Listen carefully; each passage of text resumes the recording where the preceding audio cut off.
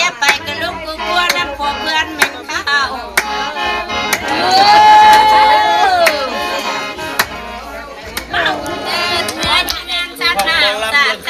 ยังลุ่มด้วย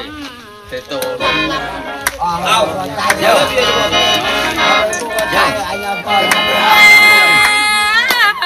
บ้านนักไก่เป็นอย่างเด็กคนข้อไหนบ่คนข้อไหนจึงใจวันเล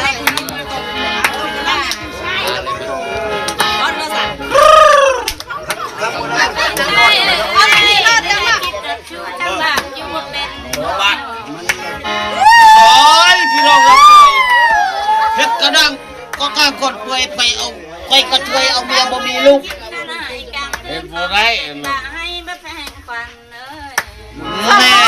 ซอยพี่น้องทันซอยนั่นน่ะแต่งเล่นน้ำพัดเป็นบะพวงมาแพงควันเลยแกมันก็ยัดเอาไม่ทุกเวลา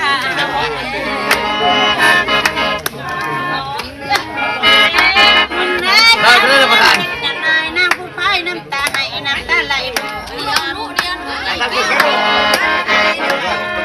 คิดว่าเดินน้ำตาต้องจัดหน่อยห้ามแก้มอยู่ว่า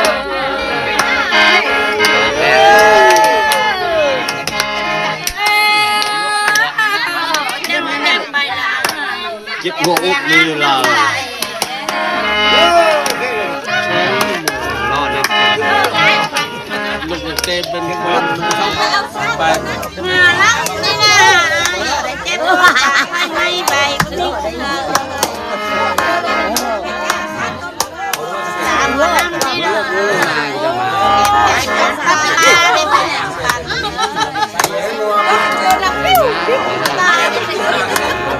ไปบอกเจ็บไปในปันแบกเดียนน้ำไม่ได้น้ำ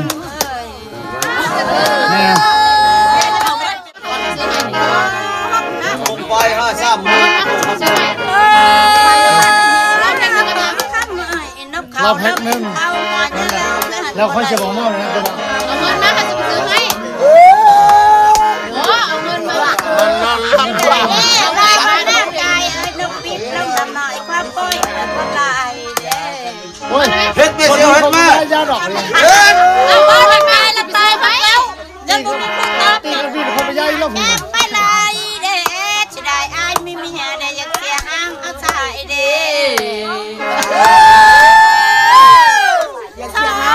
ซอยพี่น้องมาซอยลุกกระดุกไปตามไม่ตามตายกระย่าบ้านมาฮีตามไม่ตามได้ผูกแขนบัดช่วยคักมาดิซอยแล้วซอยกันแล้วนะก่อนหน่อยซอยอีกป้าห้องดึกให้กินไม่ลายเด้อสายน้ำเทินเลย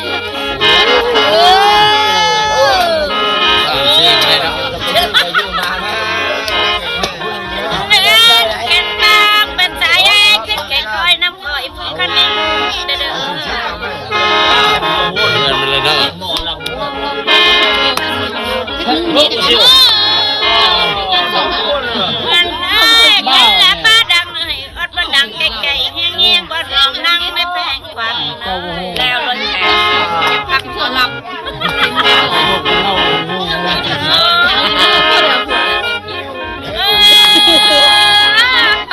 มาดังเลยอดมานั่งไก่เฮียงข้างนั่งนอนมากับว่ามันนอนพ่อจะมองแน่ว่ามาห้องจะมองแน่จะไปบ้ามันน่าใจให้ก่อนให้ได้ขอบกอบละลูกไปเฮือนลูกเห็นลูกก็เราต้องเฮือนเลยแม่ลูกใหม่เลย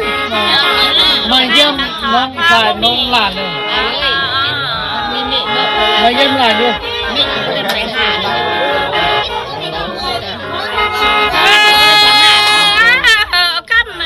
จะมารับวันนั้นได้แม่จะลุกเป็นพายไปซ่านแห่เปล่า ความรักใครเอ้ย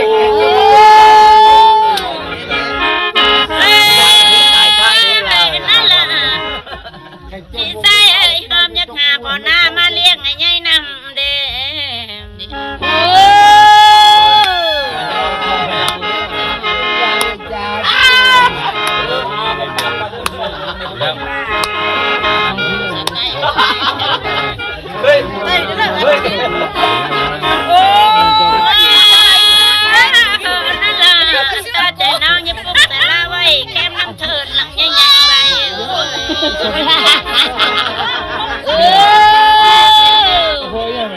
ยังเงาđấy mà nó bao khen là phẳng cái lâm đấy cái ngâu là mưa ngầu trên dạ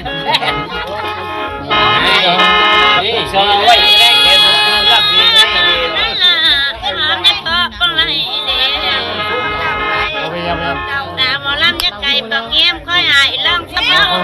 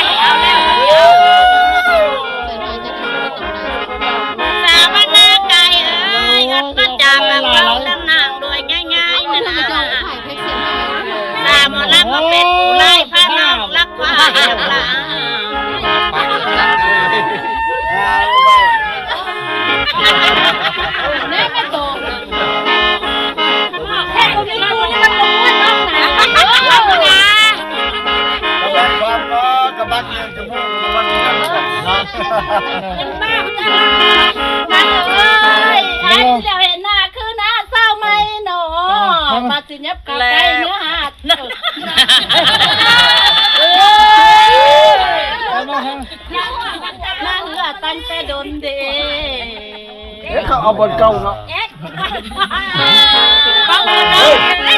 sao nào rồi thôi sao nào đóโทรหาข้าว่ายังเป็นลูกอยู่โทรหาให้เขาโทรหาเขายังโทรหาผมนี่ว่าเขาโทรหาแล้วค่อยเสียบเบอร์ให้เจ้าวันศุกร์ไก่เอ้ยกินพวกแบกกันเลยแบกกันเติมลูกตุ้งแล้วเจ้าฮอดคอยกลับมาไปนั่นเป็นกระไดไปคันนี้แม่จะบ่ฮอดเขากลับมาฮอดพร้อมจริงไหนตายแล้วเป็นกระไดเดินไปพันมาฮอดเขากลับมา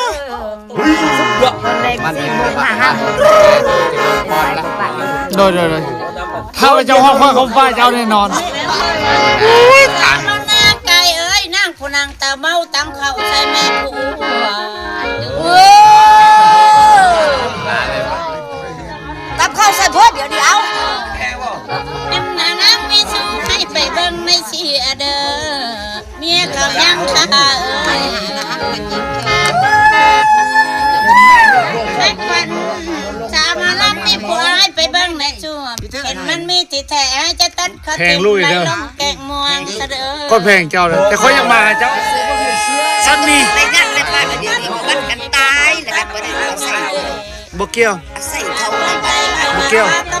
ขันเจ้าแพงคนละบ่กระทอโอ้ยลูกคอยยนนี่ชอคอยมา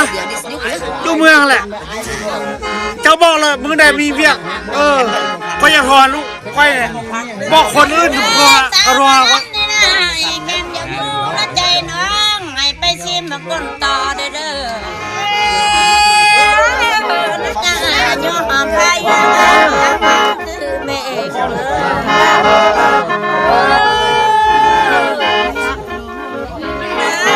น้องทำไมเก๊กๆนั่งมาร่างกายมาเป็นไรคนอื่น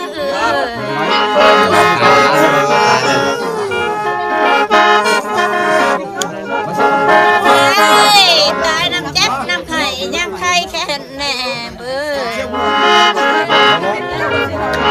ตายแบบร่างกายตายน้ำฟ้ามองหายปีนี้ยันก็ทน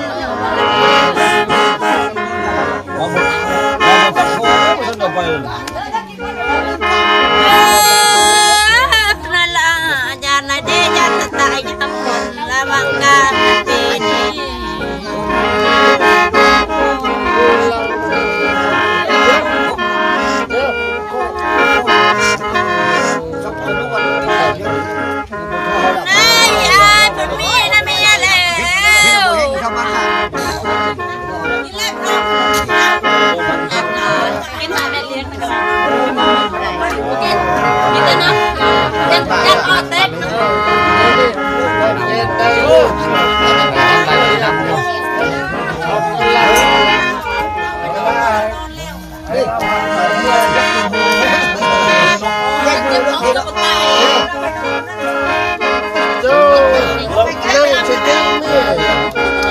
กินเลย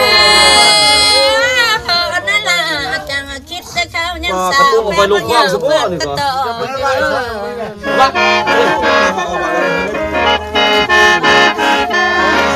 ได้เด้บ่าวหน้ากายเอ้ย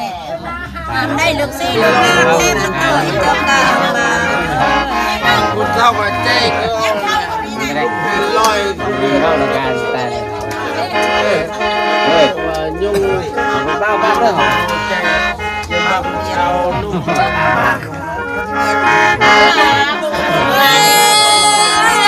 นั่นล่ะอย่าเก็บดอกบานเล่นเล่นมาแกนเด้อ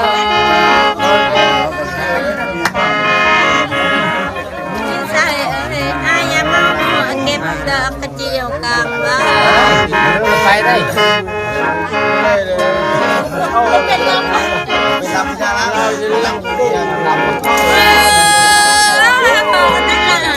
จิตจันแต่กุ้งบ่มีพุงมันไข่ใบเอ้ยมีคน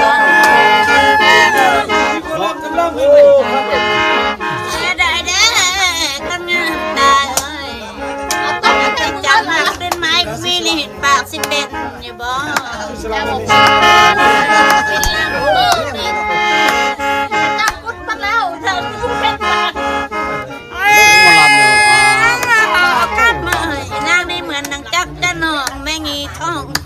ละเบ้อ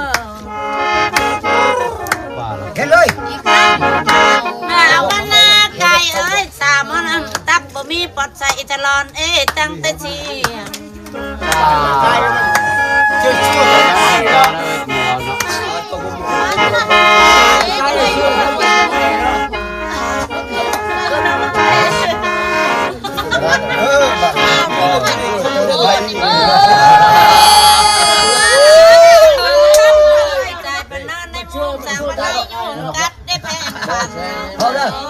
แรงล้ำเปล่าแรงล้ำเปล่า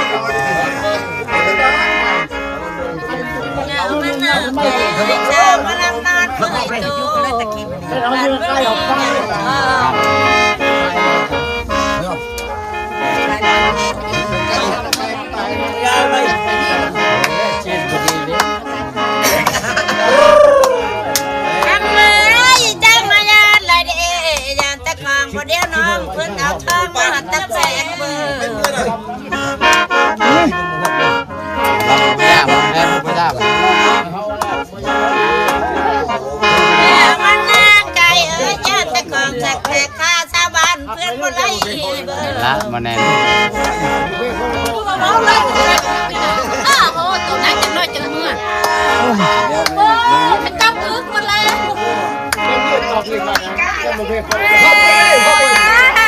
นั่นล่ะได้ละทิมปักกระเดาต้นเก้าเลยค่ะ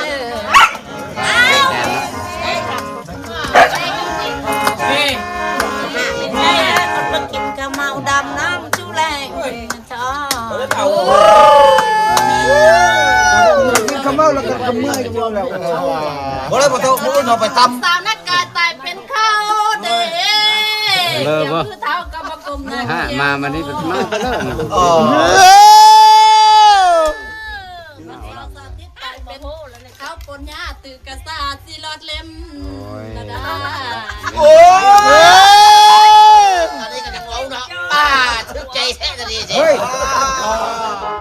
เด็กเอาที่ก่อนกินไหม น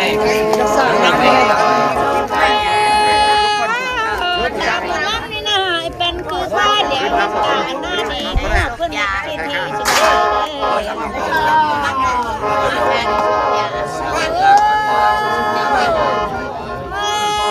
เด็กเอาที่ก่อนกินไหม ไปเรียนอยู่ตะไคร้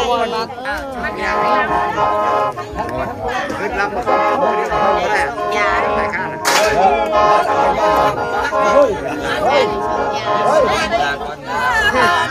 มาลำเนี่ย บินบนฟ้าวางเอาไว้น้ำหัวมือ ตายแล้วเลยตายมอมเดียวเฮ็ดดิเอาเลยจะมอมเดียวเฮ็ดมูบ่ได้ไม่เฮ็ดมูบ่จับกล้องบ่ ใจเอ้ยจับจะมีจันแจ้งจะค่อยมือเด้ว่าที่นั่งมาดูพี่ได้ทำ โอ้อันเช็ดดินไม่ได้จริง เฮ้ย รับรวมประหยัดงานนั่นแหละ เอาแน่มานี่ บ่ลำเข้าให้ดอก ไม่แข็งบ่ลำเขา เป็นกองคน จักเมียตัวพอฟังว่าป้าผ่านเฮ็ดกูคักแน่บ่เห็นบ่เอาบีมีเอาเมียเชื่อไหมเชื่อว่ากันน้อง จันปลาแม่นบ่แพ้ปะท้องจังเจอกับละไหล กับวันมันนอนกัน มันทึกใจตัวนี้ว่านี่ทึกใจปะสมอ ม่อนม่อนบ้าว่ากับวันมันนอนพักเสียงล มันอาการหมอลำซาบ่มีเนาะตายมันหรอ มีแต่มึงแล้วมึงลำได้กู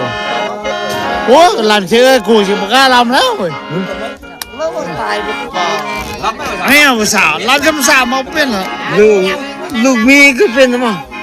พ่อตัวเล็กตะกี้มา